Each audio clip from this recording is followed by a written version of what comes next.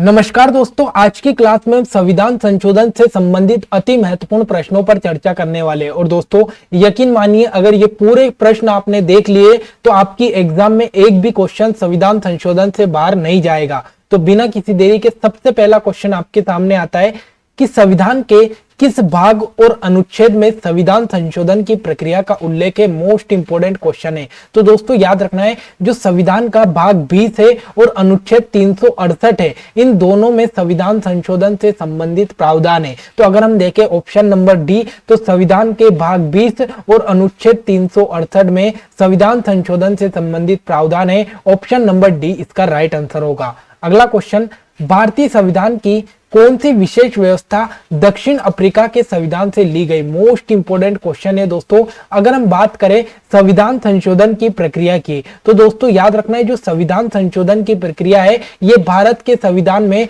दक्षिण अफ्रीका के संविधान से ली गई। ये मोस्ट इंपोर्टेंट क्वेश्चन है। तो सीधा क्वेश्चन याद रखना है कि संविधान संशोधन का प्रावधान कहां से लिया गया, तो ये दक्षिण अफ्रीका के संविधान से लिया गया। अगला क्वेश्चन, संविधान संशोधन की पहली पहल कहां की जा सकती है। मोस्ट इंपोर्टेंट क्वेश्चन है दोस्तों। अगर आपको संविधान में कहीं पर भी संशोधन करना है तो आपको शुरुआत कहां से की जानी चाहिए, तो दोस्तों याद रखना है, संसद के किसी भी सदन में संविधान संशोधन की प्रक्रिया की पहल की जा सकती है। याद रखना है दोस्तों, अगर हम बात करें संसद की, तो संसद में टोटल कितने सदन होते हैं, तो 2 सदन होते हैं। एक तो आपका होता है लोकसभा और एक होती है आपकी राज्यसभा। अगर आपको संविधान में संशोधन करना है तो पहले आप किसी भी सदन में जाकर बिल पेश कर सकते हो, या तो लोकसभा में पेश करेंगे, अगर लोकसभा ने पारित कर दिया तो फिर राज्यसभा में जाएगा। तो कहीं से भी किसी भी सदन में हम पहले संविधान संशोधन की पहल कर सकते हैं।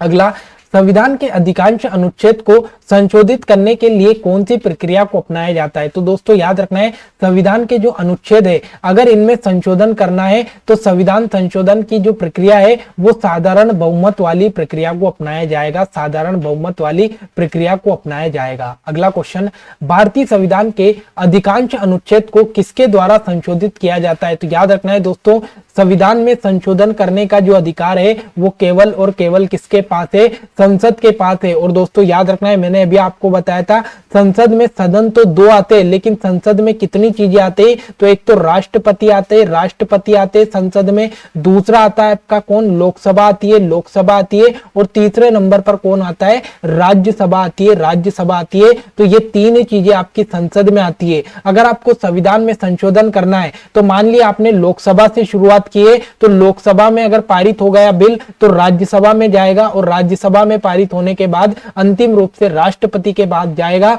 और राष्ट्रपति ने स्वीकृति दे दी तो फिर संविधान में संशोधन किया जाएगा। अगला क्वेश्चन, क्या राज्य विधानमंडल संविधान संशोधन की प्रक्रिया को प्रारंभ कर सकता है। मोस्ट इंपोर्टेंट क्वेश्चन है दोस्तों याद रखना है, अगर संविधान में संशोधन करना है तो यह शक्ति सिर्फ और सिर्फ किसके पास है, तो ये संसद के पास है। और राज्य का जो विधानमंडल है, ये राज्य का विधानमंडल संविधान में संशोधन नहीं कर सकता है। तो ऑप्शन नंबर बी इसका राइट आंसर होगा। राज्य विधानमंडल को संविधान में संशोधन करने की शक्ति नहीं दी गई है। अगला क्वेश्चन, भारत के संविधान में प्रथम संविधान संशोधन किस वर्ष किया गया। तो दोस्तों याद रखना है, भारत के संविधान में अगर हम देखें तो जो सबसे पहले नंबर का संविधान संशोधन हुआ था वो 1951 में हुआ था। 1951 में किया गया था, और इसके द्वारा क्या जोड़ा गया था, तो नवी अनुसूची जोड़ी गई थी। तो अगर आपसे पूछे कि किस संविधान संशोधन के द्वारा नवी अनुसूची जोड़ी गई थी, तो प्रथम संविधान संशोधन 1951 हुआ था, इसके द्वारा नवी अनुसूची को जोड़ा गया था। अगला, संवैधानिक संशोधन प्रथम अधिनियम किससे संबंधित था। तो मैंने अभी आपको बताया कि जो पहला संविधान संशोधन है वो किससे संबंधित है। तो दोस्तों याद रखना है, ये भूमि सुधार से संबंधित है। अगर आपसे पूछे कि भूमि सुधार किस अनुसूची में है, तो याद रखना है 9वीं अनुसूची में है, क्योंकि 9वीं अनुसूची ही पहले संविधान संशोधन अधिनियम के द्वारा जोड़ी गई।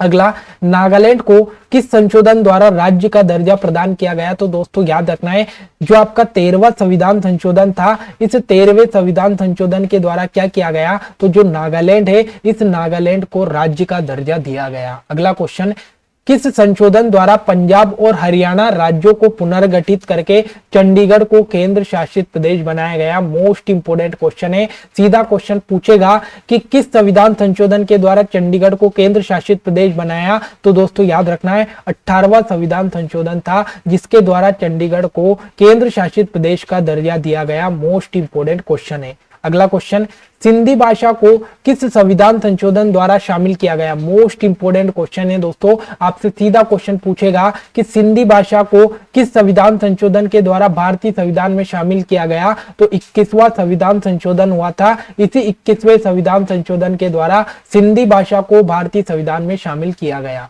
अगला, किस संविधान संशोधन द्वारा मेघालय राज्य की स्थापना की गई? तो दोस्तों याद रखना है 22वें संविधान संशोधन के द्वारा जो मेघालय है इस मेघालय राज्य की स्थापना 22वें संविधान संशोधन के द्वारा की गई। अगला, किस संवैधानिक संशोधन के द्वारा संसद को मौलिक अधिकार में संशोधन करने का अधिकार दिया गया? मोस्ट इंपोर्टेंट क्वेश्चन है। अगर आपसे क्वेश्चन पूछे कि जो भारत के लोगों को मौलिक अधिकार दिए हुए, इन मौलिक अधिकार में संशोधन करने की शक्ति किसके पास है दोस्तों? तो ये केवल संसद के पास है। मौलिक अधिकार में संशोधन से केवल और केवल संसद कर सकती है। और ये बात किसमें की गई? तो ये 24वें संविधान संशोधन में ये बात बताई गई है कि मौलिक अधिकार में संशोधन केवल संसद कर सकती है। अगला, प्रथम संवैधानिक संशोधन अधिनियम कब लाया गया? तो मैंने अभी आपको बताया था 1951 में पहला संविधान संशोधन हुआ और इसके द्वारा 9वीं अनुसूची जोड़ी गई। अगला, किस संवैधानिक संशोधन द्वारा सिक्किम को पूरी तरह राज्य का दर्जा प्रदान किया गया? तो दोस्तों याद रखना है सिक्किम को राज्य का दर्जा किसके तहत दिया गया? तो 36वें संविधान संशोधन के द्वारा जो सिक्किम है इस सिक्किम को पूर्ण राज्य का दर्जा दिया गया। दोस्तों सिक्किम की अगर हम बात करें तो इसको भारत में पहले मिला लिया गया था, लेकिन इसको राज्य का दर्जा 36वें संविधान संशोधन के द्वारा दिया गया। अति important question, option number D right answer है। अगला, निम्नलिखित में से कौन सा संशोधन अधिनियम मिनी संविधान कहलाता है? अति इंपोर्टेंट क्वेश्चन, एग्जाम की दृष्टि से लिखकर रखना। तो दोस्तों याद रखना है मिनी संविधान किसे कहते हैं? तो याद रखना है 42वां संविधान संशोधन अधिनियम 1976 में आया था और इसी को मिनी संविधान कहा जाता है। दोस्तों 42वां संविधान संशोधन कब हुआ? 1976 में हुआ और इसको मिनी संविधान इसलिए कहते हैं क्योंकि इसके सारा बहुत सारी चीजें इसके द्वारा जोड़ी गई थी।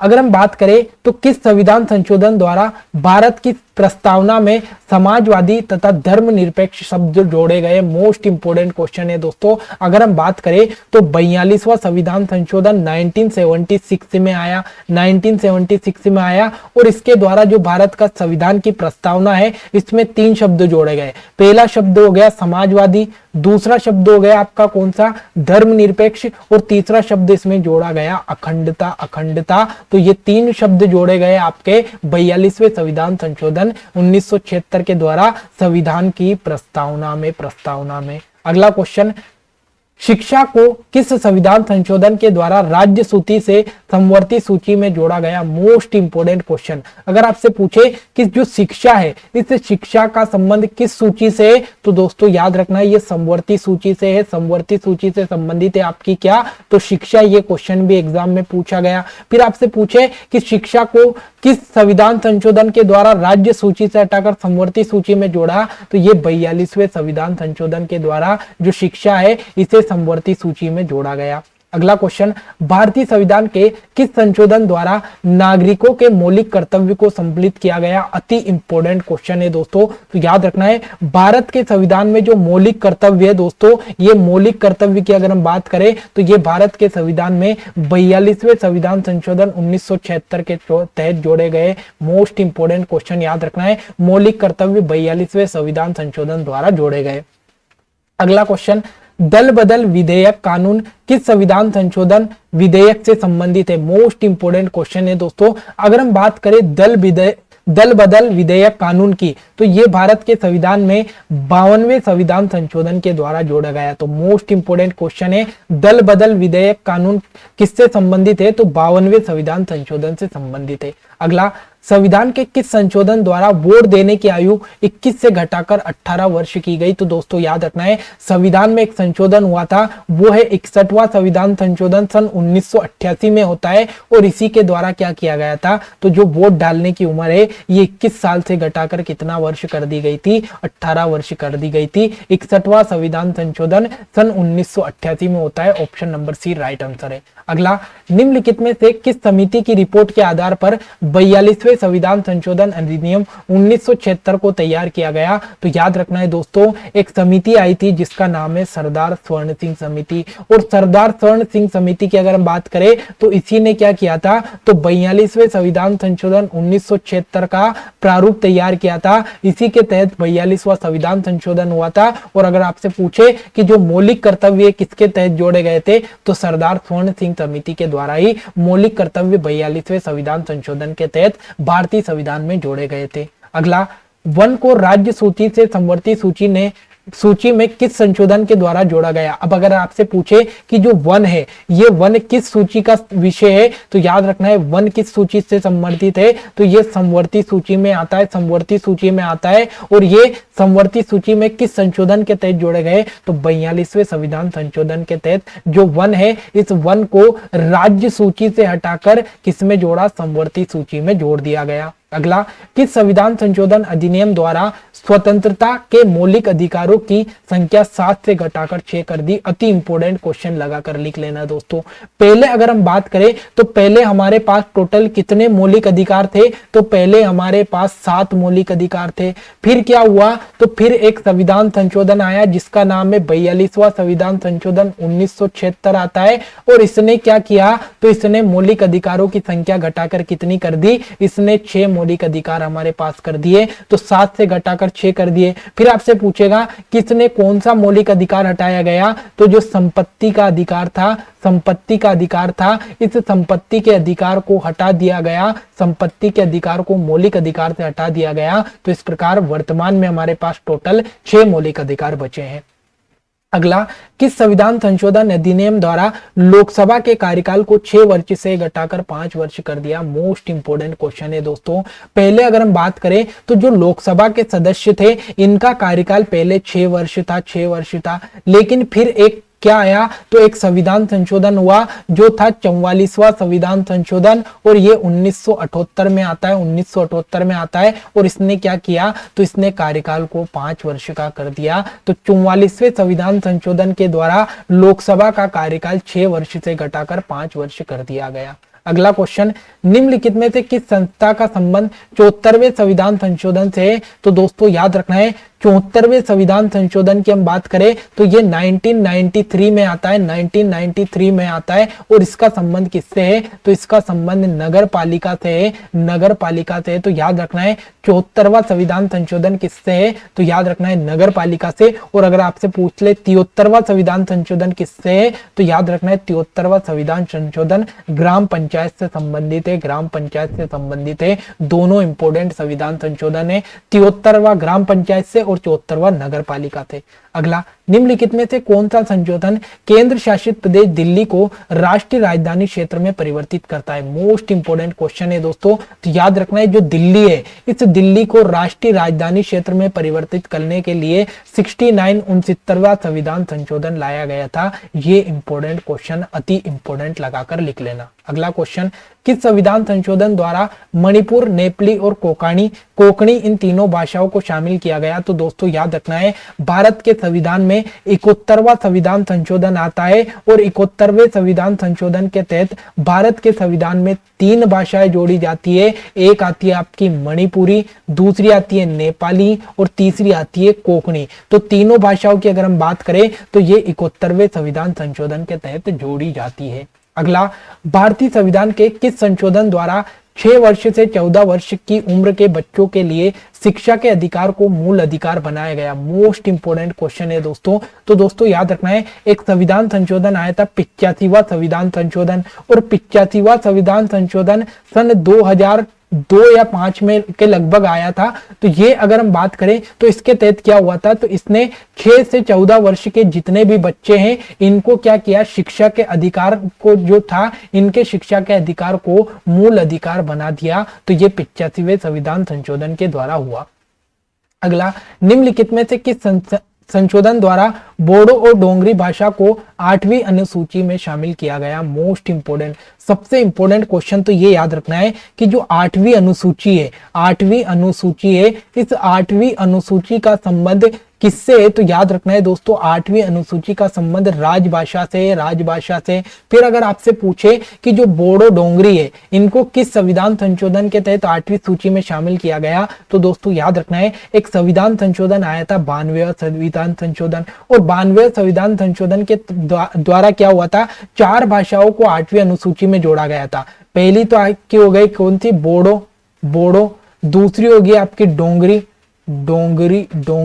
तीसरी होगी आपकी मैथिली, और चौथी हो गई आपकी संथाली। तो ये 4 भाषाएं, इन 4 भाषाओं को 92वें संविधान संशोधन के द्वारा 8वीं अनुसूची में जोड़ा गया था।